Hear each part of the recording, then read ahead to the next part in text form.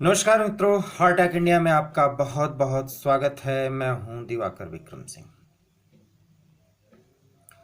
मित्रों, बंगाल का चुनाव ज्यों-ज्यों नज़दीक आता जा रहा है, त्यों-त्यों चुनाव में राजनीतिक दलों और राजनीतिक हस्तियों के द्वारा जो तौर तरीकों का इस्तेमाल किया जा रहा है, वो लोकतांत्रिक मूल्यों के ह्रास का एक बड़ा नमूना बनता जा रहा है। उसमें कोई भी राजनीतिक पार्टी फिलहाल उससे अपना किनारा नहीं कर सकती। लेकिन एक बात तो तय है कि नंदीग्राम में पर्चा दाखिल करने के बाद जिस तरह से ममता दीदी घायल होती हैं और घायल होने के बाद एक बार ये बात सामने आती है कि उन्हें चोट पहुंचाई गई, और फिर धीरे धीरे जब मीडिया के थ्रू ये बात सामने आई कि नहीं, उन्हें हादसे में चोट लगी, उसके बाद ईसी ने बाकायदा एक बहुत जल्दी पर्यवेक्षकों से एक रिपोर्ट मांगी, रिपोर्ट तलब की, और आज ये क्लियर हो गया कि वो हादसा ही था, उन्हें किसी भी तरह की चोट नहीं पहुंचाई गई। लेकिन व्हील चेयर पर ममता दीदी फिलहाल बहुत कुछ संकेत दे रही हैं, बहुत ही सिंपैथी गेन करने के लिए कुछ संदेश भी दे रही हैं टीएमसी के कार्यकर्ताओं को, बंगाल के भद्रजनों को। उसका क्या प्रभाव पड़ेगा, कितनी सिंपैथी मिलेगी, ये आने वाला समय बताएगा। लेकिन इतना ज़रूर है कि ये सारे जो 3-4 दिनों में घटना हुए हैं, उससे इतना साफ है कि ममता दीदी मुश्किलों में है और बीजेपी की ताकत इस कदर बढ़ी हुई है। वो कितना उसका असर होगा ये तो 2 मई को पता चलेगा, लेकिन इस कदर बढ़ी हुई है कि उसका जो ऑरा है, प्रेजेंटेशन है, और लोगों के बीच में बीजेपी जिस तरह से लोकप्रिय हुई है, उससे सभी पार्टियां घबरा गई हैं जो वहां चुनाव लड़ रही हैं। हालांकि वामपंथी दलों का, कांग्रेस का और एसएफआई जो उसकी सहयोगी पार्टी है जो चुनाव मिल के लड़ रहे हैं, इनका कोई वहाँ पर कोई खास बोलबाला नहीं है, न इनको कोई तवज्जो दे रहा है। लेकिन ममता दीदी की जीत विपक्ष चाहता है। ये और बात है कि कांग्रेस और वामपंथी इस समय खुलकर नहीं बोल रहे हैं, और कांग्रेस के नेता अधीर रंजन चौधरी जो कि वहाँ के सर्वे सर्वा कहे जा रहे हैं, बताए जा रहे हैं, वो तो ममता दीदी पर टिप्पणी भाजपा से भी ज़्यादा कड़े शब्दों में कर रहे हैं। और इस जो चोट लगी उस पर तो उन्होंने कहा सीधे सीधे कि ममता दीदी ने नौटंकी की है। इसका क्या असर होगा? लेकिन जिस तरीके से राकेश टिकैत जो अराजकतावादी नेता हैं, और अब मैं है शब्द का इस्तेमाल कर रहा हूं, पहले तो मैं है कहता था क्योंकि 26 जनवरी का दिन वो याद है, और उनकी एक टीम जो है इस समय गई हुई है और भाजपा को हराने के लिए बाकायदा किसान पंचायत, हालांकि मैं बार बार शायद सोशल मीडिया पर सबसे पहले इस आंदोलन को बिल्कुल तथाकथित आंदोलन शब्द का इस्तेमाल मैंने किया, सीधे सीधे मैंने भूमिपतियों और बिचौलियों का आंदोलन शब्द का इस्तेमाल किया। ये आप हमारे YouTube channel heart attack India पर जाकर देख सकते हैं, डेट वाइज है। तब ये शब्द यूज भी नहीं होते थे, और यूज करने के लिए बहुत से ज़्यादा तरीके से लोग भूमिका बनाते थे, तब मैं कहता था। और अब मैं कह रहा हूं कि बाकायदा ये जो अराजकतावाद का जो एक्सटेंशन है, उसको एक राजनीतिक ताने बाने में फिट करने की कोशिश की जा रही है। और फिर मैं वही बात कहूंगा कि फिट करने वाला कोई और है।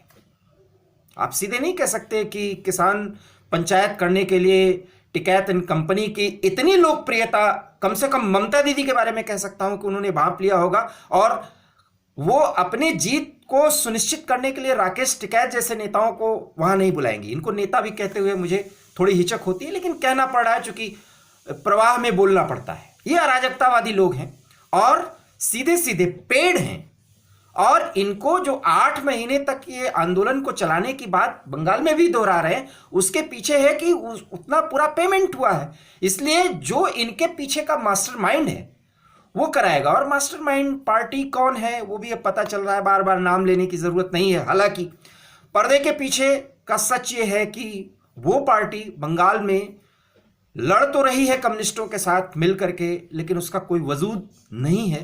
और ये 15 से 20 सीटों पर भी सिमट सकती है ये पार्टी।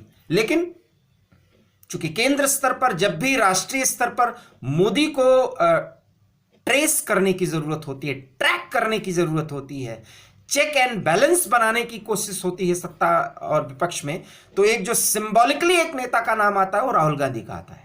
लेकिन राहुल गांधी की वस्तुस्थिति, प्रियंका गांधी की वस्तुस्थिति क्या है कि स्टार प्रचारकों की सूची में उनका नाम तो है, लेकिन अभी बंगाल में इन लोगों की कोई धमक नहीं हुई है। जबकि मार्च में ही तीसरे हफ्ते में चुनाव का वो दौर चलने वाला है जिसमें सबके नाक का सवाल है। रही बात टीएमसी की, तो क्या कारण है कि नंदीग्राम में आज राकेश टिकैत और बलबीर राजोवाल जैसे नेता पहुंचते हैं, महापंचायत होती है, पंचायत कह लीजिए, महापंचायत, इनकी तो शब्दावली भी कुछ है, किसे महापंचायत कहें किसे पंचायत कहें। और दिल्ली के टीकरी बॉर्डर, गाजीपुर बॉर्डर और सिंघू बॉर्डर से जब भगा दिए गए, इस स्थिति में कर दिए गए कि अब वहां पे 50 आदमी भी नहीं दिखते और किसी तरीके से मैनेज किया जा रहा है। और सिंघू बॉर्डर पे तो अब बाकायदा एनएच पर जो है वो वहां पर प्लॉट काटे जा रहे हैं। कितनी अराजकता, इनके बारे में बात भी करना। लेकिन अब ये बंगाल में जाते हैं और सीधे ये कहते हैं कि किसी को वोट दे दीजिए लेकिन भाजपा को हराइए। खैर, लोकतंत्र में वो होता है, लेकिन ऐसे नेता कह रहे हैं, ऐसे लोग कह रहे हैं जो किसानों के कंधे पे बंदूक रख करके लगभग 100 दिनों तक दिल्ली और उसके सराउंडिंग एरियाज में पूरी तरह से मखौल उड़ाया कानून व्यवस्था का, लोकतंत्र का, और किसानों के कंधे पे बंदूक रख करके क्या क्या खेल नहीं किया। कितना पैसे का खेल हुआ, कितनी अराजकता हुई, और 26 जनवरी के दिन तो उसकी पराकाष्ठा दिखी, पूरी दुनिया ने देखा, देश ने तो देखा ही था। तो वो लोग जाकर के अब बंगाल में भाजपा को हराने की मुहिम चला रहे हैं, शुरुआत कर चुके हैं।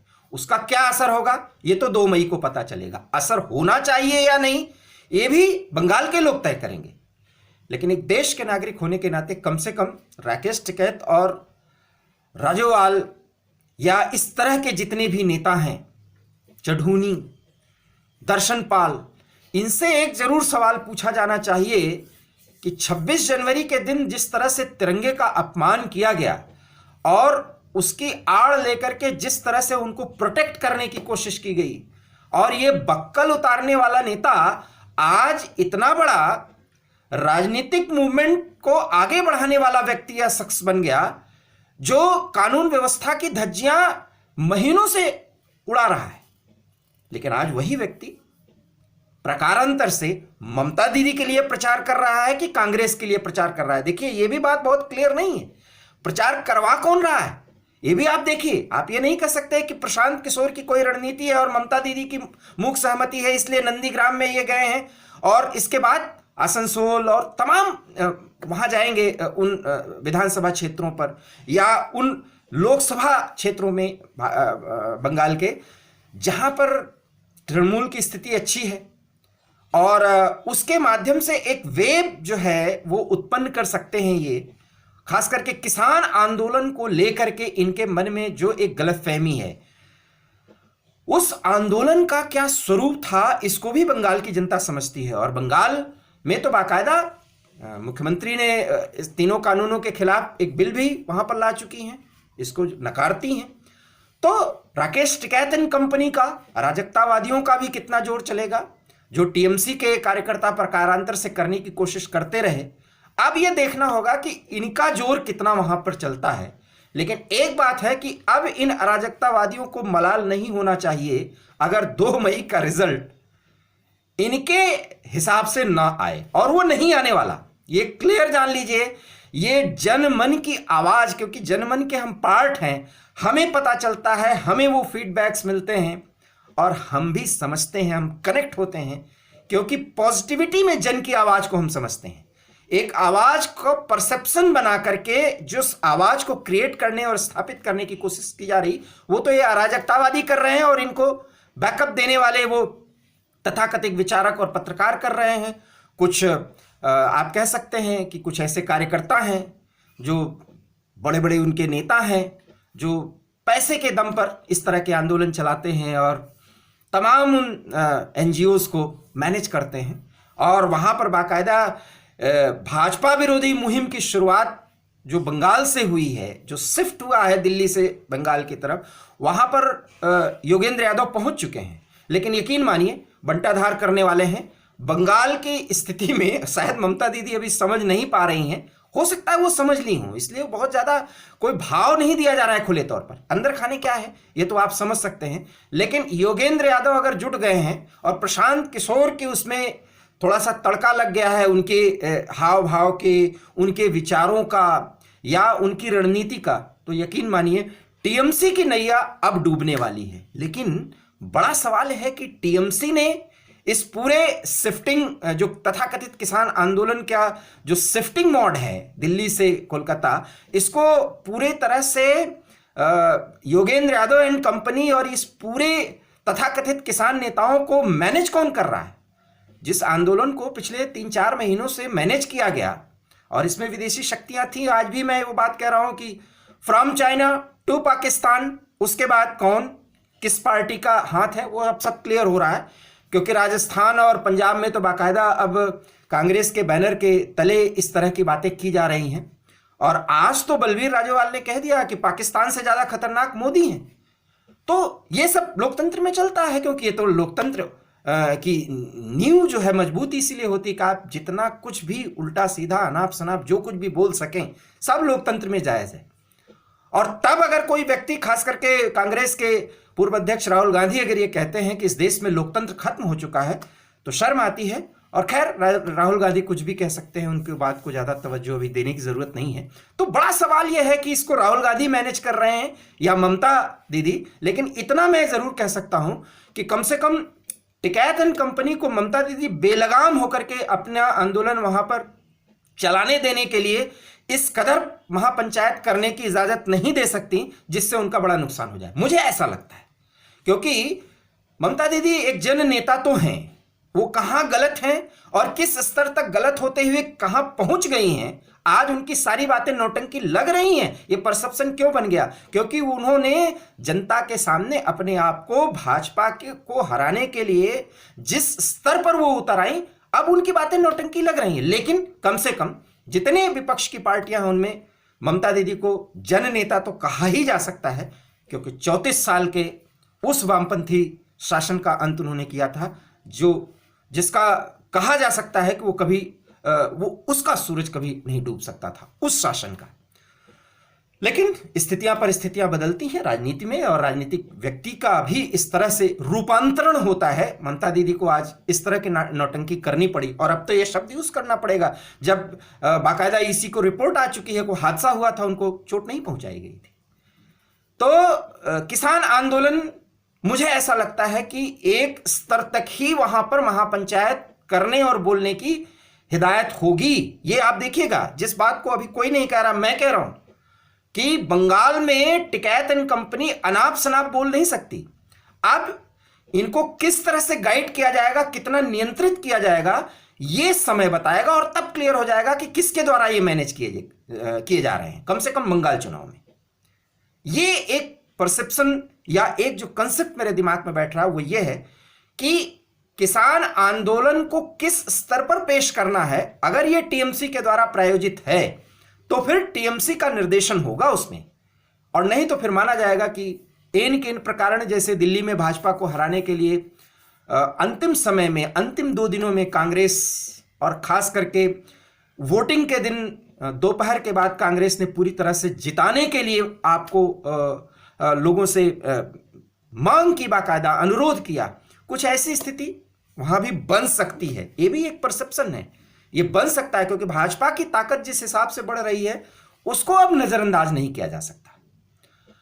और ऐसे में पूर्व भाजपा नेता, पूर्व केंद्रीय मंत्री और वाजपेयी सरकार में बहुत महत्वपूर्ण भूमिका निभाने वाले, और खास करके विदेश मामलों में यशवंत सिन्हा जी आज जो है वो टीएमसी में चले गए हैं। और अब टीएमसी को जिताने के लिए और भाजपा को हराने के लिए वो भी अपनी एक रणनीति बनाएंगे और ममता दीदी को सहयोग देंगे, प्रशांत किशोर को सहयोग देंगे। तो बड़ा रोचक मुकाबला हो गया है, और उस रोचक मुकाबले में तथाकथित किसान नेताओं की वहां पर एंट्री, और आज एंट्री होते ही जिस तरह से बलवीर राजोवाल जैसा नेता, जो ये अराजकतावादी सोच वाले लोग हैं, जो फंडिंग पर अपना जेब भर करके किसानों के कंधे पे बंदूक रख करके उनका मजाक उड़वा रहे हैं। किसान शब्द से अब कुछ लोग डरते हैं। ट्रैक्टर देख करके कुछ लोगों की प्रतिक्रिया बड़ी अजीब सी होती है। तो उस स्थिति में किसानों को पहुंचाने वाला वो नेता बलबीर राजोवाल आज सीधे सीधे कहता है कि पाकिस्तान से ज्यादा खतरा मोदी से है। बंगाल की जनता इसका क्या रिएक्शन देगी ये 2 मई को पता चल जाएगा। लेकिन इतना तय मानिए कि इस तरह की बातें, मुझे नहीं लगता कि ममता दीदी में अगर थोड़ी भी समझदारी है, जो कि समझदारी है, हालांकि वो अपना विवेक खो चुकी हैं, मुझे नहीं लगता, फिर मैं कह रहा हूं कि इतनी ज्यादा अनाप शनाप बोलने की इजाजत इन सब नेताओं को दी जाएगी। इस वीडियो में इतना ही। अगर आपको यह वीडियो पसंद आया हो तो प्लीज इसे लाइक करिए, इसे शेयर करिए, और फेसबुक पर हार्ट टॉक इंडिया पर हमें फॉलो कर सकते हैं आप, और हमारे YouTube channel heart talk India को प्लीज सब्सक्राइब कीजिए। यही मेरा आपसे अनुरोध है। बहुत बहुत धन्यवाद। नमस्कार।